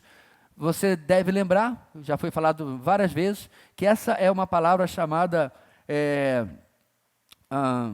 única na Bíblia, né? Nunca acontece em lugar nenhum, que significa literalmente toda a Escritura é respirada por Deus. Se a gente fosse traduzir literalmente, devia ser toda a Escritura expirada por Deus, não inspirada. Porque inspirada é para dentro, né? Só que a ideia de inspirada também é de supervisão, de que Deus está ali, mas a ideia literal é soprada por Deus. De onde vem? De Deus, é claro. Para que a Escritura é útil, irmãos? Para motivar, para botar para cima, para você ter um dia top. Não. Olha lá o texto. Ensino, repreensão, correção, instrução. Ui. Interessante, né, irmão? Você já parou para pensar? Quase todo texto que você lê na Bíblia, você se sente menor do que o padrão que está naquele texto? Então você está entendendo certo. Porque esse é o objetivo da palavra, mostrar através dos erros dos nossos irmãos do passado e também dos acertos, o padrão no qual a nossa vida hoje está. Mais perto, mais próximo ou não daquilo que está ali. C. Qual o clamor que Paulo dá a Timóteo? Na presença de Deus e de Cristo Jesus, que há de julgar os vivos e os mortos. Olha, que solenidade! Por sua manifestação e por seu reino, eu o exorto solenemente. Um versículo inteiro para Paulo dizer, isso aqui é importante. Presta atenção. É aquela figurinha do, atenção, isso é importante, lá no WhatsApp. E o que Paulo fala para ele, meu irmão? Compra uma Kombi e fica dando sopa para o pessoal sem teto. É isso que diz aí? Transforma a sua igreja numa ONG. Também não está aqui. Pastor, eu percebo que isso é contra a ação social, eu tenho percebido isso. Você sabe que não é isso que eu estou falando, né? Você sabe muito bem. Vire, meu irmão, um ajudador de todo mundo. Venda tudo que você tem e vai ajudar as pessoas. Não tem problema nenhum com isso, o problema é teu. Agora, não transfira a responsabilidade para a igreja. Igreja não é ONG. Porque o que a maioria dos cristãos fazem é ficar todo orgulhoso. A minha igreja tem um pessoal lá do Departamento de Ação Social, ó, top. Você ajuda? Não, mas eles são demais. Ou no máximo, dá um dinheiro. Não tira uma pereba de unha de um morador de rua, mas se acha o justiceiro social. Por tabela. Certo? Pastor, mas se eu quiser aqui na igreja juntar 10 irmãos e começar um trabalho social, Deus lhe abençoe. Tá? Vou orar por você, se o que eu puder ajudar, ajudarei. O que eu sempre falei, meus irmãos, é que quando o cristão não faz na sua vida privada, está pecando, e aí ele quer transferir a responsabilidade para o corporativo. Certo? Bem, agora falando sério, qual é a ordem de Paulo, irmãos? Versículo 2. Está aí, irmãos, qual é? Pregue a palavra. Não é à toa que é o nome do Ministério de Pregação Expositiva. Pregue a palavra. Essa é a ordem de Paulo. Mais que a ordem, né? Um clamor, um pedido. E por que Paulo pede isso, irmãos?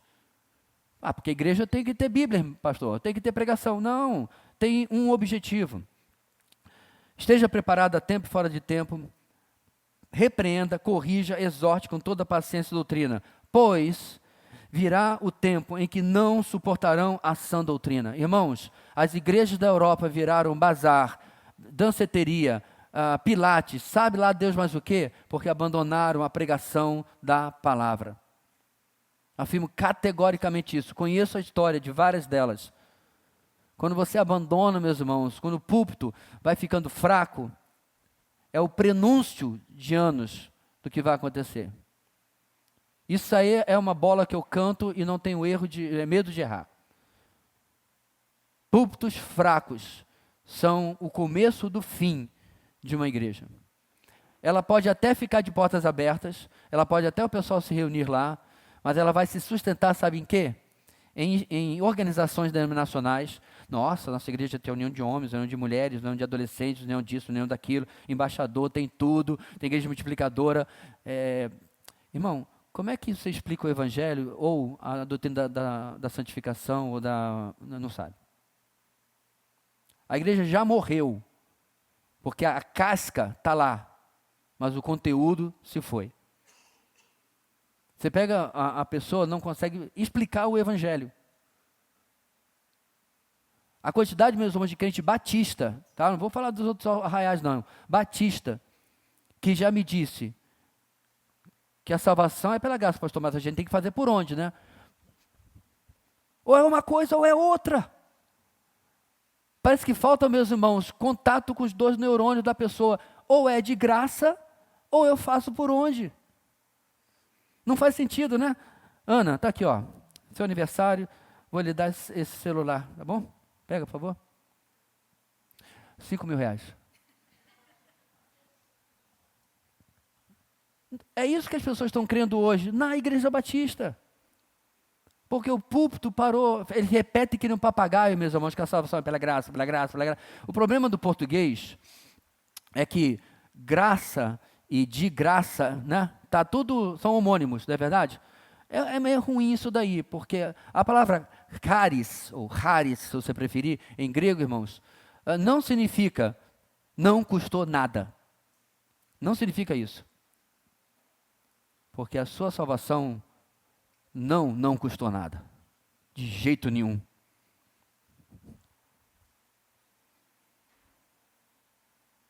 Paulo diz, porque vocês foram comprados por alto preço. Como é que não custou nada? Aí o povo está ensinando isso por aí. Aí um monte de outras coisas, irmãos. Então agora é graça. Viva como você quiser. Faça o que você quiser, porque é graça. Você não tem que fazer nada, não tem que fazer coisa alguma, não tem obra nenhuma. Está vendo as distorções, meus irmãos? Por quê? Falta Bíblia. Falta exortação, falta doutrina. E aí, não suportando, irmão, você diz assim, pastor, mas como é que esse pessoal se cria? Como é que eles crescem? Olha o resto do texto, irmãos. Ao contrário, sentindo coceira nos ouvidos, juntarão mestres para si mesmos, segundo seus próprios desejos. Sempre vai ter um pé torto para o chinelo velho. Não se preocupe. Como diz o pastor Judy Clay, né, nosso amigo aqui da igreja, ele tem essa frase maravilhosa: cuidado, os falsos mestres são falsos, mas ainda assim eles são mestres, com casa em Miami, em cima do dinheiro de trouxas, que dão crédito a gente que engana. É impressionante, irmãos, você já viu aquela pesquisa que mostrou nas redes sociais a quantidade de seguidores que tem pregadores sérios e a quantidade de seguidores que tem esse pessoal? A diferença é na proporção de 10 vezes. 1 milhão para 10 milhões. Aí você entende por que o estado da igreja está assim. E qual a urgência da pregação? É isso que eu acabei de mencionar, né? Que difícil, irmãos, que dias difíceis que nós vivemos. E Paulo, 2000 anos atrás, quase, já nos avisou, já nos alertou sobre isso. Só o versículo 4 para terminar. Eles se recusarão a dar ouvidos à verdade, voltando-se para os mitos. Pastor, mas então desiste desse pessoal tudo? Não. Irmãos, eu concordo. Em alguns anos anteriores, eu fui bastante beligerante, bastante belicoso nas redes sociais, principalmente. Mas eu não me arrependo de todo, não, mas não me arrependo mesmo. Eu posso mostrar para vocês o meu inbox, né, minha caixa de entrada, e ver a quantidade de irmãos do Brasil inteiro que disseram: pastor, eu não gosto muito do jeito que o senhor fala, não, mas eu gostei do que o senhor falou. Falei: tá, serve para mim. Estou fazendo concurso de mística de simpatia. Então, o que você achou interessante? As pessoas, meus irmãos, que verdadeiramente conhecem a Bíblia, que verdadeiramente conhecem o Senhor, crente de verdade, quando você mostra: irmão, não é assim, é assado. Muitos acordam. Várias vezes, irmãos, nessas discussões que eu tive, eu coloquei lá: quero deixar claro que eu não estou aqui voltando a esse post para responder a você por sua causa. Você eu já entreguei, sabem para quem, né? Paulo fez. Você eu já entreguei. Eu estou fazendo por quê? Porque tem um monte de gente lendo. Geralmente, irmãos, eram essas pessoas lendo que iam depois no privado perguntar para mim: pastor, a minha igreja é assim, o que eu faço? Eu falei: meu irmão, tem várias coisas que você pode fazer. Primeiro é orar e pedir a vontade do Senhor. Segundo, esqueça de confrontar o seu pastor, não vai adiantar. E eu dava os passos. Hoje tem irmãos desses em igrejas saudáveis, igrejas bíblicas. Por quê? Porque acordaram. Para citar Edmund Burke, irmãos, a única coisa que o mal precisa para que ele possa prosperar é que os homens de bem não façam nada. Então, você não precisa ir para o telecat, eu sou velho, MMA, o MMA virtual. Mas se a sua rede social é só para postar pôr do sol, o seu academia paga e a comidinha que você está comendo, pelo amor, né? Está faltando nada lá não? Tipo, Deus, a verdade da palavra, Jesus. Você tem uma lista de distribuição, sabe como faz no WhatsApp? Onde você pode mandar mensagem do domingo? Eu tenho. Tem 80 e tantos nomes, parecem lá. Por quê, irmãos? Porque eu creio que é a exposição, eu estou falando não no sentido da pregação, mas a exposição da pessoa à Bíblia, como se fosse um sol que brilha em cima dela, acorda a pessoa, desperta a pessoa. Ok? Vamos para o final aqui. Esse número 3 não é 3, é 2, tá? É o erro da gráfica aí. Implicações para a vida da igreja. 2.1. Bons ouvintes da palavra. Precisamos de um coração que se comprometa a ouvir e a submeter-se à palavra de Deus. Afinal, é para este que o Senhor olha. Isaías 66. Porque a minha mão fez todas essas coisas, e todas vieram a existir, diz o Senhor. Mas eis para quem olharei, para o aflito e abatido de espírito, e que treme diante da minha palavra. Olha aí.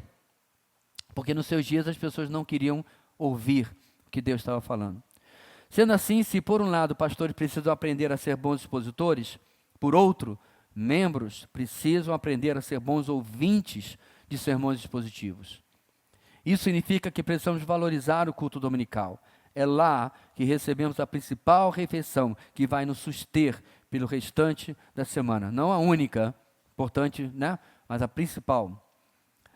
No livro O que é um membro de igreja saudável, Tabit Anibili, ele é africano, não sei pronunciar o nome dele direito, sugere 6 ideias práticas para que nos tornemos membros ou melhores ouvintes da palavra de Deus. Bem prático, meus irmãos. Olha lá. Primeiro, medite na passagem bíblica do sermão durante o seu tempo de devoção pessoal. Então veja bem, você sabe muito bem o que eu vou pregar hoje à noite. Geralmente já está na divisão da Bíblia, né? Nem sempre ela acerta.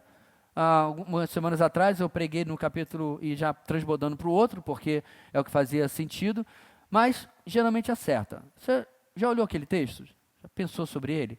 É como se fosse, meus irmãos, o esquenta para a mensagem que você vai receber. E aí, obviamente, durante a semana, voltar àquela mensagem também. Compre uma boa coleção de comentários bíblicos. Aí peça a recomendação ao seu pastor, se for o caso. Comentário bíblico não é, de maneira nenhuma, ferramenta apenas para pregadores bíblicos. Na verdade, eu nem sempre uso comentários bíblicos, prefiro fazer o meu próprio sermão, com minhas próprias conclusões, minha própria exegese e hermenêutica do texto, e aí, então, depois, às vezes sim, às vezes não, eu olho determinados comentários. Porém, é muito, muito interessante o comentário do Warren Wiersbe, é tremendamente pastoral, muito útil mesmo. Então, é mais uma ferramenta de aprofundamento na Bíblia. De vez em quando você vê aquele TikTok, né? Você sabia que a vasilha do não sei o que lá, usada lá, não sei o que... Eu falei, sabia. Por que sabia? Porque foi para o comentário, foi para o dicionário bíblico, foi para alguma fonte que aprofundou o que eram os usos e costumes na época de Jesus, cultura e etc. E a pessoa está ganhando dinheiro no TikTok contando a coisa que você poderia aprender na biblioteca da igreja, né? Depois do culto, converse e ore com o irmão sobre o sermão, ok? Ouça e viva o sermão durante a semana, toda a semana, ou seja, o que Deus falou para mim domingo? Claro, o que Deus falou para mim hoje no devocional? O que isso implica no meu dia a dia, na minha rotina, né? Desenvolva o hábito de lidar com qualquer problema sobre o texto bíblico. A verdade, o que ele quis dizer, meus irmãos, não é problema sobre o texto bíblico, né? Mas que o problema que foi destacado no texto bíblico. Então, vamos para o básico. Domingo falou sobre perdão. E você está de mal com o seu amiguinho. Não pode. Tem que ir lá. Simples. Ouviu? E agora? Esse é o problema que o texto trouxe para mim. Porque, como diz um amigo meu, a tarefa do pregador é mostrar, está aqui o texto que o texto diz para você fazer. Agora, pum, aí joga em cima da pessoa, ela cai, bola no chão, porque agora o problema é seu. Eu já lhe disse o que o texto diz que você tem que fazer. Agora, você vai fazer ou não, aí são outros 500. Cultive a humildade e não se torne um ouvinte profissional de sermões. Atenção, olha aí, que está sempre ouvindo, mas nunca aprendendo. Não é exatamente isso que o profeta falou sobre o povo de Israel?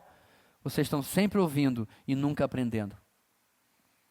Ouviam os profetas, mas a vida não mudava. Ouviam os profetas e iam para a mesma coisa que faziam nas gerações até anteriores. Fizeram isso com Isaías, fizeram com Jeremias, obviamente, fizeram com Ezequiel, que inclusive eles já estavam no cativeiro e continuavam desacreditando da palavra profética. Dá para entender um negócio desse? Desprezaram Jeremias, foram para o cativeiro. Lá, continuaram desprezando o que Ezequiel os advertia. Somos difíceis, irmãos. Então é isso, bons ouvintes da palavra. E bons comunicadores da palavra. Precisamos ser bons ouvintes, ir além, ser mais do que ouvintes. Precisamos nos tornar praticantes da palavra e não somente ouvintes, Tiago 1:22. E guardar todas as coisas que Jesus nos ordenou, Mateus 28:20. Parte de obedecer a Jesus significa não deixar a palavra estancada ou paralisada ou apenas, né, em nós. Em Colossenses 3,16, Paulo instrui a igreja afirmando que a palavra de Cristo deveria habitar ricamente em todos eles. Contudo, a forma de acumular o tesouro da palavra não é por meio de uma poupança individualista que leva à soberba, mas em investimentos de amor edificante, instruindo e aconselhando outros membros em toda a sabedoria. É papel de cada um na igreja falar a verdade em amor para que a igreja seja edificada. Então, o que nós estamos falando, irmãos, nesse 2.2?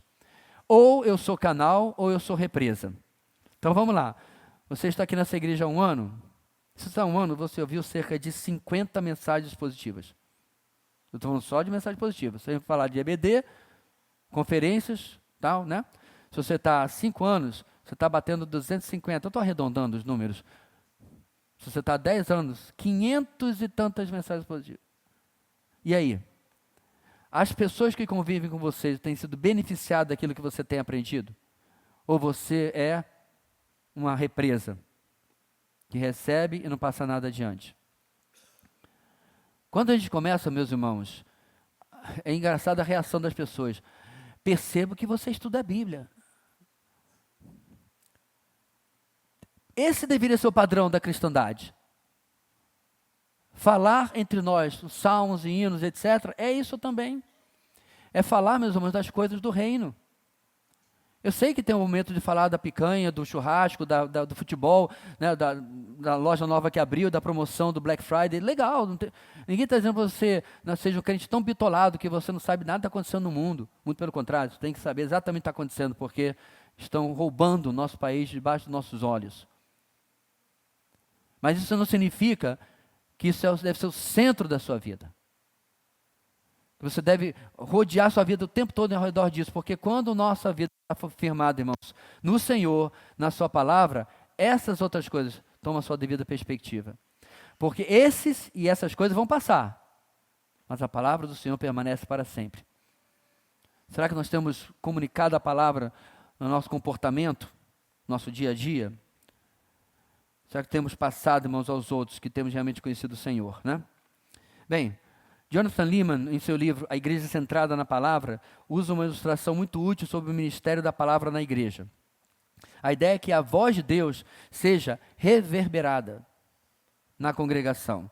O pastor ouve e proclama a escritura do púlpito. Os membros ecoam a palavra dentro da igreja, em seus grupos pequenos, olha aí, discipulados, relacionamentos e família, testificando o evangelho fora da igreja, evangelização e missões. Parênteses, o seu líder de grupo de vida não me pediu, mas eu sei que ele vai ficar grato. Quando você vai para o seu grupo de vida e você já não está predisposto a falar, é uma tristeza. Irmãos, por que a gente inventou esse compartilhar no grupo de vida? Você tem ideia? Você acha que foi para ser diferente? Será que foi para constranger você? Não. Eu estou falando aqui há quase 1h30, certo? Tirando o Diego que falou uma coisa, outro irmão e outra coisa que comentou, vocês respondendo, vocês estão ouvindo. Até porque se todo mundo falasse, vai ficar complicado, né? A mensagem hoje à noite é a mesma coisa. Durante 40, 50, 60 minutos você vai ouvir. O grupo de vida foi idealizado, meus irmãos, do jeito que ele é, para que você revisite a mensagem do domingo. Alguns reclamavam que estava muito longe do domingo. Era na quinta, era na quarta. Agora é na quinta, ficou mais longe ainda. Ou seja, você precisa ter anotado a mensagem, ter revisitado aquilo que foi falado, ter interagido, lembra que a gente falou aqui durante a semana com aquilo que foi falado. Por quê? Porque o objetivo, irmãos, é claro, não é chegar na quinta-feira e você falar de coisas íntimas, os pensamentos mais pecaminosos que você já teve, e fazer um confessionário. Não. Mas é compartilhar a palavra entre nós. É fazer o fluxo, a correnteza da palavra girar entre nós. Tanto com a mensagem, quanto com o devocional. Então, para mim, o que é um grupo de vida bem-sucedido?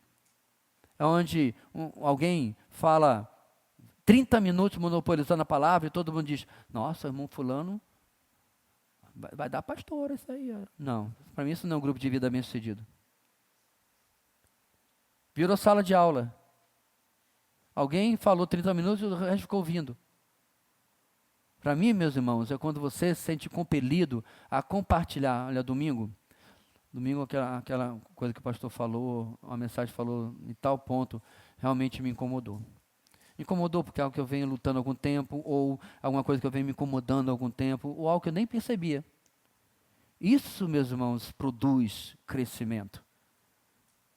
Então, no seu próximo grupo de vida, não sei quando será, por causa desses intervalos aí inventados, no próximo grupo de vida, pense, será que realmente eu tenho compartilhado da minha vida para ser ajudado, para que orem por mim? Ou estou vendo uma clausura autoproduzida? E que é o contrário, meus irmãos, do sentido de corpo. Contrário. Bem, há muitas outras maneiras, como eu falei, né, de compartilhar a palavra. Vamos para nossas perguntas, estamos chegando ao final, tenho só mais um adendo depois aí que eu trouxe, feito por um colega meu. Você tem sido um bom ouvinte da palavra? Em que você pode melhorar? E aí? Todos nós podemos melhorar, meus irmãos. Será que meu tempo tem sido gasto ouvindo a palavra, ouvindo bons pregadores, lendo bons livros? Se eu não pude vir domingo assistindo a mensagem, crescendo naquilo que a palavra tem para me trazer? Você tem sido bom propagador da palavra? Quais formas você pode melhorar? É a segunda parte, eu ouvi bem. E agora, na oportunidade que eu tiver, eu quero falar sobre aquilo que eu tenho aprendido. Já pensou você reunir-se com os seus colegas de trabalho amanhã? Um momento de tomar um café e tal, um intervalo, e dizer assim, o que você ouviu ontem na igreja? Talvez você fique tendo que fazer cara de paisagem daquilo que você vai ouvir. Mas você vai ter a oportunidade de compartilhar sobre Mateus capítulo 9. Vai ter a oportunidade de compartilhar o que Jesus está fazendo na vida das pessoas e o que ela está fazendo na sua vida. Através de 2 curas de pessoas que estavam sofrendo há 12 anos. Spoiler da mensagem de hoje. Finalmente, devemos valorizar o ministério da palavra em nossa igreja. Quais são formas práticas que você pode auxiliar e encorajar os pregadores na sua igreja? Bem, eu digo por mim, meus irmãos.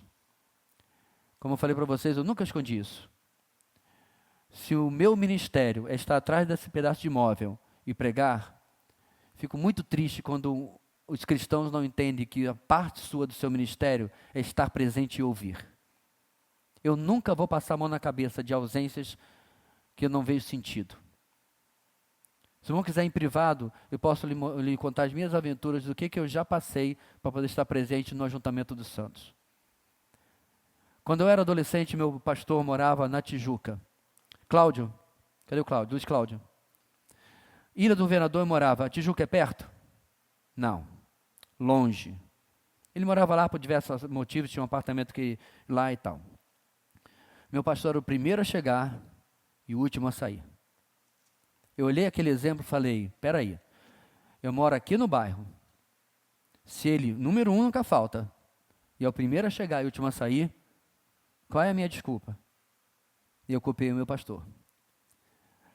Para azar de vocês. Aí me tornei essa pessoa chata e cri-cri, que não consegue entender que cada dor de cutícula a criatura fica em casa.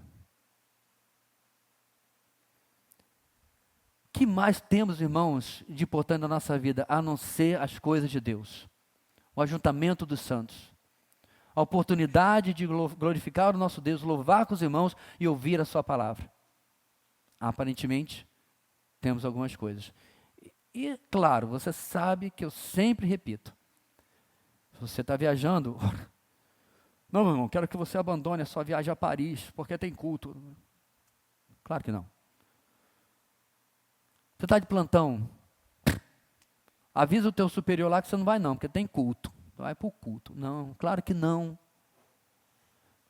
E aí, quando eu estou na parte de enfermidade, né, meus irmãos? Aí eu deixo com você saber se essa enfermidade ia impedir você de trabalhar. Porque eu acho, irmãos, no mínimo curioso, que a vida da pessoa está tão doente, aí na segunda-feira de manhã, está lá. Como é que pode? Por que nós valorizamos tão pouco esse tempo aqui? Porque não entendemos, irmãos, às vezes, o valor que tem estar junto com os nossos irmãos em qualquer reunião que seja. Coitado da nossa reunião de oração, que continua implorando para que nós possamos entender o quanto ela é importante para a nossa vida individual e vida comunitária. Bem, eu trouxe esse adendo aqui, clica aí. Isso aí é de um colega meu, pastor Efraim Mesquita. Ele colocou em um grupo de pastores que eu participo. Eu falei, meu irmão, muito bom, vou incluir na minha aula. Veio por Jesuscidência no tempo certo, algumas semanas atrás. Vamos lá. Como a pregação expositiva nos beneficia? Toda a escritura é inspirada por Deus e útil para o ensino, para a repreensão, para a correção e para a instrução na justiça. 2 Timóteo 3,16. Pastoreiem o rebanho de Deus que está aos seus cuidados. 1 de Pedro 5,2, parte A. Deus cuida da sua igreja por meio da sua palavra. Quando a Bíblia é pregada com fidelidade, clareza e reverência, o povo de Deus é alimentado espiritualmente. A pregação expositiva é um dos principais instrumentos que o Senhor usa para fortalecer a igreja e amadurecer cada crente em sua caminhada com Cristo. Como que a pregação nos abençoa? Pode passar. A pregação expositiva beneficia a igreja porque mantém o foco na autoridade das Escrituras e não nas opiniões humanas. O pregador explica o texto bíblico e Deus fala ao seu povo por meio da palavra. Primeiro, unidade na verdade. A igreja cresce firmada na mesma doutrina. Então, a pregação expositiva, irmãos, vai falar de teologia aqui e acolá. Não tem como. Tem que mencionar o que o texto destaca teologicamente. Isso vai fortalecer a igreja. 2. Proteção contra o erro. O ensino fiel guarda o rebanho de falsos ensinos. Em Atos capítulo 20, Paulo adverte os presbíteros de Éfeso que, quando eu estiver fora, na minha ausência, lobos entrarão no seu meio. E, meus irmãos, não se enganem. Tem lobo, meu irmão, que está vestido de Halloween, de ovelha, e você nem percebe. Há inúmeras histórias de irmãos que chegaram e tal. É claro, a gente nunca iria dar uma classe EBD, o púlpito para qualquer pessoa. Mas às vezes as igrejas fazem exatamente isso. O camarada chegou semana passada, bem apessoado e tal, na roupa social dele, fala bem, aí conta de como ajudou a plantar várias igrejas e tal, e o pessoal cai que nem um patinho. E eu queria estar inventando uma história para provar a vocês, mas é a história real. 4 meses depois que esse camarada chegou numa igreja, ele já estava assumindo o púlpito. E sorrateiramente, lembra, irmãos, como Judas fala? Homens entraram sorrateiramente, o termo que ele usa é outro, mas esse é um sinônimo. Ele não chega, irmão, herege, não vem com placa. Ele não vem com identificação, crachá. José da Silva, herege. Não tem não. E ele devagarzinho, ia introduzindo as ideias dele, até que finalmente, meses depois, a besteira era tão grande que alguém, espera aí, tem uma coisa errada nisso aí. Anos depois, eles perceberam, e por isso eu conheço a história, que o problema já tinha começado desde a primeira vez que ele havia pregado. Só que todo mundo gostava do cara, ele era simpático, bem apessoado, mulher e sei lá quantos filhos, entendeu? O pastor Nicodemos que fala que todo mundo espera o diabo de chifre, tridente e rabo, Mas a palavra de Deus diz que ele é como, irmãos? Anjo de luz. E assim são também os que trazem o erro. 3. Centralidade de Cristo. A palavra corretamente exposta aponta para Cristo como Salvador e Senhor. Claro. 4. Crescimento espiritual. O crente amadurece na fé e no conhecimento de Deus. Como? Conhecendo pela palavra, do jeito que deve ser. 5. Correção e santificação. A palavra confronta o pecado e conduz a uma vida santa. Santifica-os na verdade, a tua palavra é a verdade. Então, meus irmãos, devocional, mensagem, o que quer que seja, não é passatempo para ficar ticando, eu fiz, não. É para dizer, Senhor, o que está errado aqui? Na minha vida. O que aqui está refletindo algo que precisa mudar na minha vida? Segurança espiritual. O crente aprende a confiar no que Deus disse, não em sentimentos passageiros. Irmãos, isso é fundamental para a sua saúde emocional. Nós vamos passar por situações que vão abalar-nos emocionalmente, sim. Lutas, perdas de todo tipo. A própria rotina. Eu não acredito, meus irmãos, que o céu vai ser monótono como é essa vida aqui. A gente precisa ficar inventando, às vezes, o que fazer, porque Falta dopamina nessa vida. Mas, quando nós entendemos, meus irmãos, a verdade de Deus, a gente não se deixa levar, afetar, influenciar por emoções. E é claro que às vezes as pessoas pensam que isso é mais as irmãs, não é negativo não. Apenas as emoções são diferentes. Você pode dizer que o chamado sexo frágil é mais emotivo, certo? Mas nós não estamos falando sobre isso. Nós estamos falando sobre as suas emoções.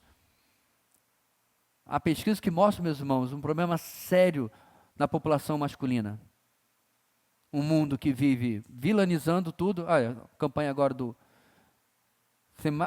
Qualquer mulher morre, feminicídio.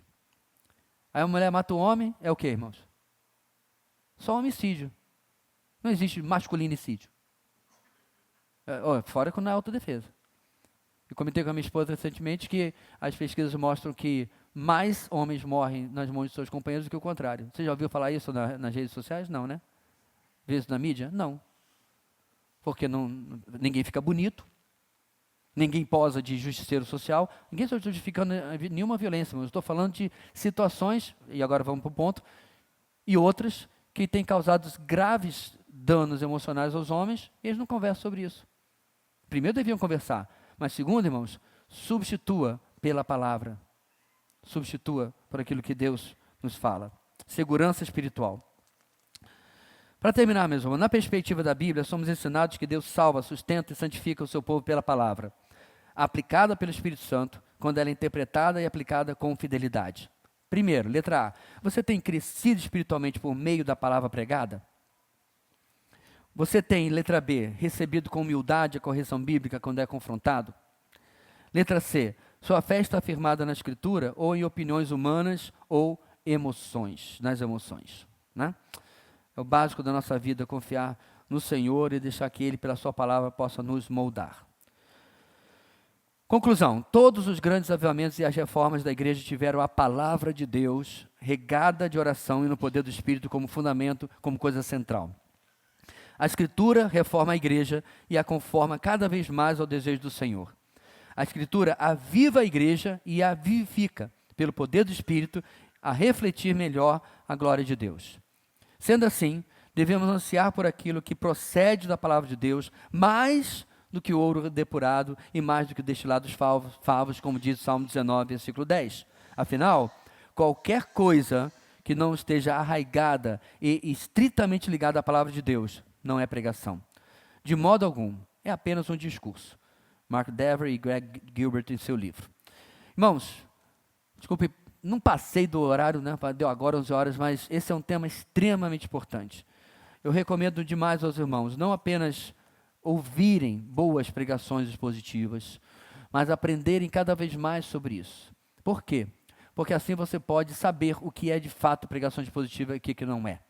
Se alguém está falando algo muito legal, muito bonzinho e tudo mais, mas não está pregando a palavra, não é aquilo que você deve estar alimentando a sua vida. E há muito desse material por aí, não se engane. Há muita coisa que não serve para absolutamente nada, mas tem aparência de ser bom, né? Diga agora sim. Cadê o Mike? Senão depois, leva ali correndo rapidinho, porque não vai ficar o vazio na gravação, não sai no áudio.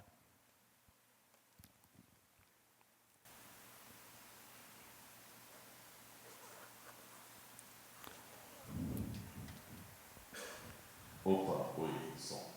Então, pastor, também a gente falou, o senhor falou muito na questão expositiva do herege, do ser humano pregar, né? E traçar lateralmente, uma coisa que eu aprendi essa semana, a questão, às vezes, da literatura também, né? Sim. Da bibliografia. Às vezes a gente pega um livro indicado por um outro irmão e quando você vai ler, vai totalmente contrário àquilo que a sua igreja, a sua comunidade prega, né? E a Bíblia? Porque assim, muitos livros que são orientados pelos pastores e pelos presbíteros têm essa questão da fundamentação bíblica, mas outros que têm um texto, um título bonito, e às vezes, quando você começa a ler, é mais autoajuda do que realmente fundamentação bíblica. Então, a gente também tem que tomar cuidado com a escolha desses livros para ler, né? Posso mencionar qual é o livro? Pode, por favor. Então, nosso irmão falou essa semana do que estava lendo, conversando comigo no WhatsApp. Bom Dia, Espírito Santo. Alguém sabe quem é o autor? Beni lá no rim. Quando ele fala, chega a doer o rim. Um herege de marca maior, o camarada que inclusive já se desculpou de inúmeras heresias que ensinou, entre elas, obviamente, a teologia da prosperidade, a teologia do caicai e assim por assim vai. Então, cabe a nós, irmãos, ajudar irmãos mais novos na fé, a diferenciar o ouro da birita, né? Da perita. Sei lá, aquele ouro falso lá. Porque tem coisa que brilha, mas não é ouro. Reluz, mas não é ouro. E eu expliquei para ele também que essa é a diferença entre a nossa livraria e a nossa biblioteca. Na nossa livraria, você pode fazer salamé minguê. E, de olho fechado, pegar qualquer livro, você não vai pegar um livro ruim. Pode pegar um livro menos interessante ou mais interessante do que você estava querendo. Mas ruim não é. Todos os livros selecionados e de primeira. Já a nossa biblioteca, aí não. Aí você precisa entender o que está lá, né? Inclusive pedir orientação, porque tem livros lá que são referência. Por exemplo, eu estou tentando pegar um Corão para colocar na nossa biblioteca. Por quê? Porque ele é um bom livro? Não, é um livro diabólico. Alguém, e já tem na cidade, viu? Muçulmano, para você evangelizar, você vai precisar do Corão. Você vai precisar do Evangelho segundo o Espiritismo. Você vai precisar da nova tradução do Novo Mundo dos Testemunhos de Jeová. Porque para saber o que presta, você tem que comparar também com o que não presta, né? Mas essa é uma biblioteca. Já livraria, tudo de bom e melhor. Mas eu concordo, há muita literatura que, como eu comentei com ele, não serve nem para botar, para calçar a mesa que está bamba, porque tem o perigo de alguém pegar e ler ainda. Não serve para absolutamente nada. E Bom Dia, Espírito Santo, e outros são dessa sequência aí. Amém, meus irmãos? Vamos orar? Vamos nos colocar de pé. Quero agradecer, vejo alguns que nos visitam hoje. Que Deus os abençoe grandemente. Obrigado por estarem conosco aí, tá? Lembrando que nós temos uma reunião rápida com os jovens e adolescentes aqui nas 4 primeiras fileiras, tá? Logo assim que encerrar a nossa EBD. Deus querido, muito obrigado por estarmos aqui juntos. Podemos, ó Deus, compartilhar da Tua palavra. E o tema de hoje, a nossa oração é que o Senhor possa preservar na vida da nossa igreja até o seu último dia, até a volta de Cristo. Possamos, ó Deus, sempre nos identificar com uma igreja da pregação, da exposição da palavra, para a glória do Senhor, o Deus da palavra e a edificação da tua igreja. É a nossa oração em nome de Jesus. Amém.